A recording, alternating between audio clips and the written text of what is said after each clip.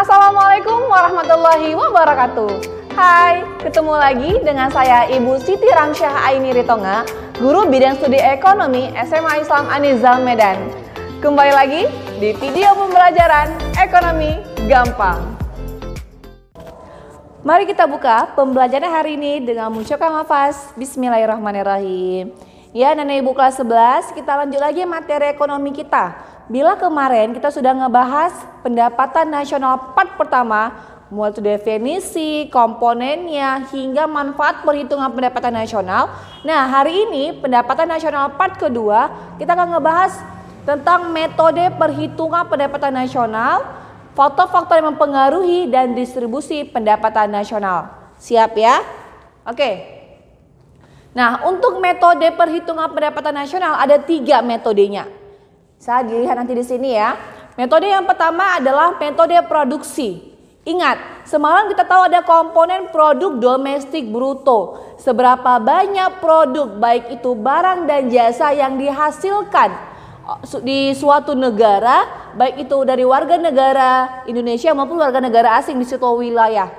Maka salah satu perhitungannya dengan metode produksi, yaitu menjumlahkan seluruh hasil pasar dari segala sektor ekonomi. Misalnya dari sektor perikanan, kelautan, pariwisata, minyak bumi, ya, itu semua dijumlahkan berapa banyak sektor-sektor perekonomian di Indonesia, pertanian, perkebunan, pokoknya kita menghitung hasil produksinya. Bisa? Maka rumusnya adalah Y, yaitu yield atau pendapatan nasional, sama dengan P. Gini deh, coba kamu pernah jualan gak? Pernah lah ya. Oke, misalnya kamu jualan gorengan, berarti kamu memproduksi gorengan. Kita mau menghitung pendapatan kamu berapa. Maka ketika kamu menghitung pendapatan kamu, pasti kamu kalikan kan dengan harga jualnya. Misalnya orang tua kamu jual gorengan, ada pisang gorengnya sebanyak 10 pieces misalnya, 10 biji. Satu bijinya 1.000. Bila seluruh pisang goreng itu laku terjual, maka kira-kira berapa pendapatannya? Iya, kamu kalikan kan berapa banyak jumlah barang yang terjual dikalikan dengan harganya, itu pendapatan. Begitu juga dengan ini, pendapatan nasional. Untuk metode produksi, kita kalikan berapa banyak outputnya, kalikan dengan harga. Itu per sektor ekonominya. Jadi misalnya Q1, kuantitas atau jumlah produksi untuk komoditas atau barang yang pertama, kita kalikan dengan harganya itu berapa. Ditambah, nama kita menjumlahkan, ya kan? Tadi misalnya dari sektor pertanian, ditambah lagi dari sektor perkebunan. Misalnya Q2 berarti kuantitas atau komoditas yang kedua, barang yang kedua dikalikan dengan harganya. Begitu seterusnya. Jumlah barang dikali harga per sektor, namanya nasional ya. Bisa dijumlahkan semua. Jadi gini, jadi kalau misalnya jual pisang goreng, ada tahu goreng, ada pisang gorengnya, ada tempe goreng, ada 3. Orang tua kamu buat masak pisang goreng 10, tahu goreng 10, gitu ya. Terus tempe goreng 10, masing-masing harganya setiap jenis 1.000 satunya. Berarti kalau misalnya pisang gorengnya laku 10-10-nya, berarti harga pisang goreng 10.000 dikalikan dengan 10 pieces gitu ya. Itu Q-nya, kuantitasnya. Ditambah lagi tempe goreng, ternyata tempe goreng cuma laku 8, kuantitasnya 8 biji kuantitinya. Maka dikali 1.000, 8.000. Tahu goreng cuma laku 5 kuantitasnya, ya kan? Maka dikalikan. Dikali 1.000, 5.000. Maka semua sektornya kita jumlahkan. Itu metode produksi. Gak susah ya? Oke. Ini dia, yaitu pendapatan nasional. Q-nya banyak barang dan jasa yang diproduksi. P itu price, harga. Dan 1, 2, 3 itu jumlah jenis barangnya atau sektornya. Oke, untuk metode yang kedua, ada namanya metode pengeluaran. Loh Bu, kita ngebahas pendapatan nasional, kenapa ada metode pengeluaran? Ingat, belanja kamu ke kantin, kamu keluarkan uang 1.000, berarti kan pengeluaran kamu ya. Tapi menjadi pendapatan sama ibu kantin, benar nggak sih? Iya. Maka ada metode pendapatan itu dari metode pengeluaran. Artinya berapa banyak pengeluaran kamu pasti segitu juga pendapatan. Dia sama dengan. Ya, maka metode pengeluaran dihitung dari penjumlahan seluruh pengeluaran pelaku-pelaku ekonomi. Seluruh pengeluaran pelaku-pelaku ekonomi. Yuk, siapa-siapa saja pelaku ekonomi? Nah ini, pelaku ekonomi ada 4. Yang pertama konsumen. Kegiatan pengeluarannya adalah konsumsi. Kita simbol bahasa Inggrisnya consumption. Kita simbolkan dengan huruf C. Yang kedua, ada pelaku ekonominya, ada produsen. Kegiatannya adalah investasi pengeluarannya. Mengeluarkan uang untuk pemodalan. Iya kan? Iya. Maka kita simbolkan dengan huruf I besar. Pelaku ekonomi yang ketiga, pemerintah, government. Pasti ada pengeluaran pemerintah nggak sih? Iya. Buat jalan, buat bangunan, buat sekolah, subsidi, segala macam pengeluaran pemerintah.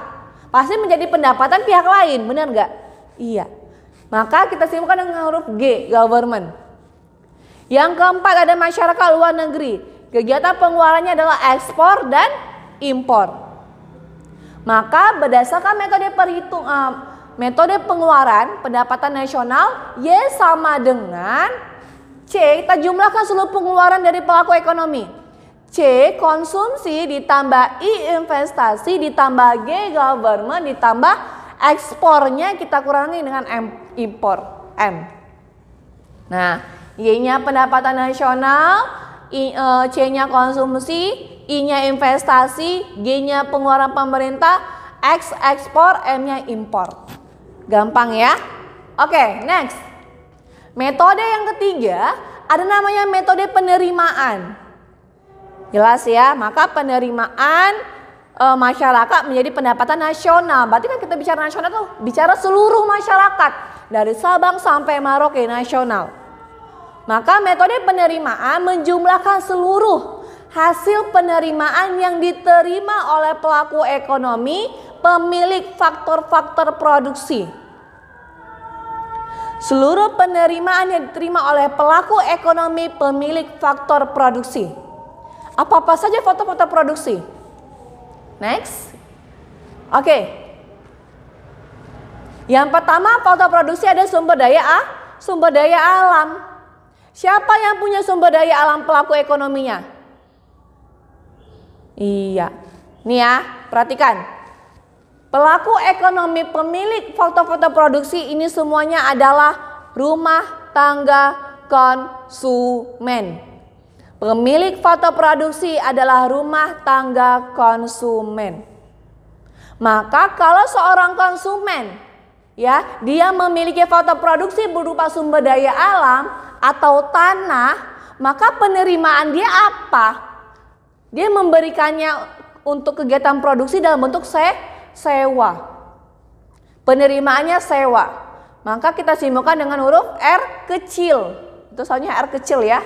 Oke. Yang kedua, faktor produksi yang kedua adalah sumber daya manusia.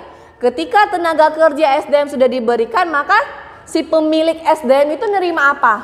Benar, upah. Upah bahasa Inggrisnya wage atau salary, ya. Maka kita tambahkan S atau salary atau W sama. Yang ketiga, faktor produksinya ada modal. Ketika memberikan modal, maka menerima apa? Iya, penerimanya berupa bunga atau interest. Yang keempat, faktor produksinya adalah skill. Skill wirausaha, skill manajemen. Ketika memberikan skill, kita mendapatkan namanya laba, profit. Maka, iya, untuk metode pendapatan nasional, ya, dengan metode penerimaan Y sama dengan R atau sewa ditambah salary, S ditambah I interest ditambah P. Nah, yaitu pendapatan nasional, S-nya sewa, R-nya sewa ya, S-nya gaji, salary, I-nya bunga, interest, dan P-nya profit, itu laba. Bisa? Ada 3 metode perhitungan. Yang pertama metode produksi, kita jumlahkan seluruh hasil produksi di seluruh sektor ekonomi. Yang kedua, metode pengeluaran. Kita tambahkan seluruh pengeluaran pelaku ekonomi. Yang ketiga ada metode penerimaan. Kita tambahkan seluruh penerimaan hasil penerimaan, hasil penyerahan foto produksi yang ada 4 tadi, SDA, SDM, modal dan skill. Itu untuk metode perhitungan pendapatan nasional. Next, materi selanjutnya. Ada beberapa faktor yang mempengaruhi pendapatan nasional. Nah, ingat, sama seperti tadi, ya kan? Perhitungan pendapatan nasional kan berarti dilihat dari berapa banyak kita memproduksi, berapa banyak kita mengkonsumsi, membeli gitu ya. Tadi kan ada metode pengeluaran. Berarti kalau pengeluaran itu kita belanja. Kalau belanja artinya permintaan. Benar? Iya. Maka salah satu faktor yang pertama adalah besar kecilnya pendapatan nasional dilihat dari permintaan dan penawaran agregat. Agregat itu secara keseluruhan. Di kelas 10 kita sudah ngebahas permintaan, berapa banyak barang yang dibeli. Dibeli itu berarti kan tadi dari sisi pengeluaran ya. Kan metode pengeluaran. Maka semakin besar mengkonsumsi, semakin besar permintaan barang dan jasa, maka semakin besar pula pendapatan nasional. Dan penawaran. Penawaran adalah berapa banyak barang dan jasa yang diproduksi, yang ditawarkan oleh produsen. Dari sisi apa tadi? Dari sisi produksi metodenya. Maka semakin besar penawaran ya barang dan jasa yang ada di pasar, maka semakin besar juga pendapatan nasional. Ini dia. Nah, kalau permintaan agregatnya naik, maka pendapatan nasional juga naik. Kalau penawaran agregatnya juga penawarannya turun, pendapatan nasionalnya juga turun. Jadi dia sifatnya sejalan. Faktor yang kedua adalah investasi. Investasi itu penanaman modal yang digunakan untuk kegiatan produksi, benar ya, untuk kegiatan membuat barang dan jasa.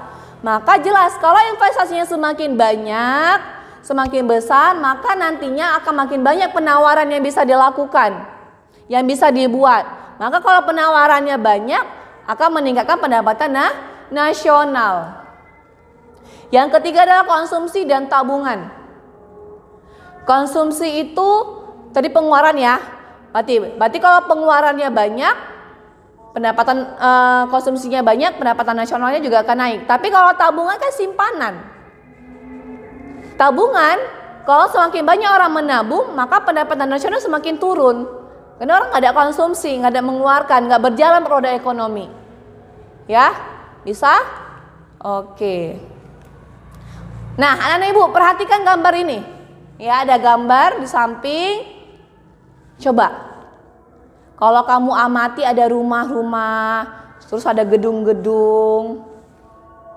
Kamu amati. Tuliskan kesan kamu ketika melihat gambar berikut. Tuliskan di grup kolom komentar. Tuliskan di kolom komentar. Ketika kamu melihat gambar ini, apa kesan kamu? Ya, tulis di kolom komentar. Materi selanjutnya adalah distribusi pendapatan. Oke.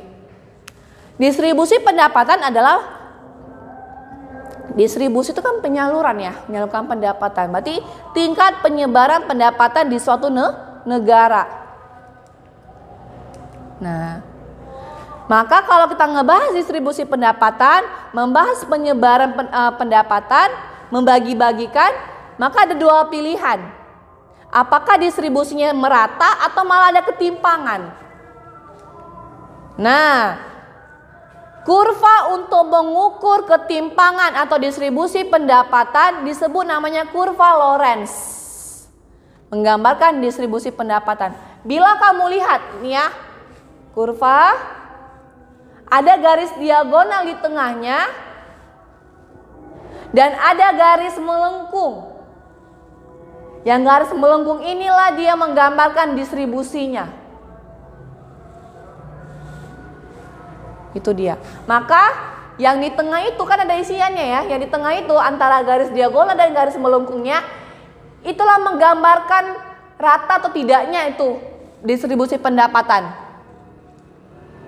Nah, indikator mengukur ketimpangan distribusi pendapatan ialah koefisien gini atau indeks gini.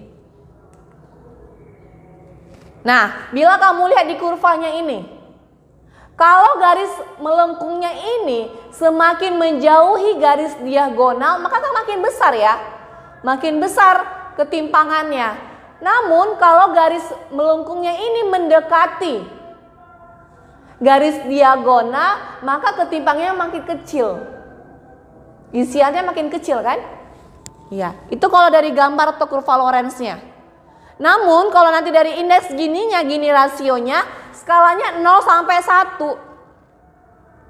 Semakin tinggi atau semakin besar nilai indeks gininya, berarti misalnya dari 0,5, 0,6, 0,7, 0,9 sampai 1, maka semakin tinggilah ketimpangannya, semakin tidak merata. Namun kalau semakin mendekati 0, misalnya 0,1, 0,2, 0,34, lebih kecil dia, maka dia ketimpangannya merata atau lebih kecil ketimpangannya atau distribusi pendapatannya merata. Paham ya? Oke, itu dia materi kita hari ini. Selanjutnya, maka ini ada gambar. Menurut kamu bagaimana? Kamu tengok-tengok di gambar ini, saya foto gambar kota Medan nih. Nah, ini gambar kota Medan. Menurut analisa kamu yang tinggal di kota Medan ya, menurut kamu bagaimana sih tingkat distribusi pendapatan di kota Medan? Merata atau timpang? Silahkan jawab di kolom komentar dan berikan alasan kamu. Oke ya? Baik. Selamat kamu telah menyelesaikan materi pendapatan nasional part kedua. Sampai ketemu di materi selanjutnya. Terima kasih. Demikian pembelajaran hari ini. Jangan lupa like, comment, and share. SMA Islam An-Nizam, a great place for changes. Assalamualaikum warahmatullahi wabarakatuh.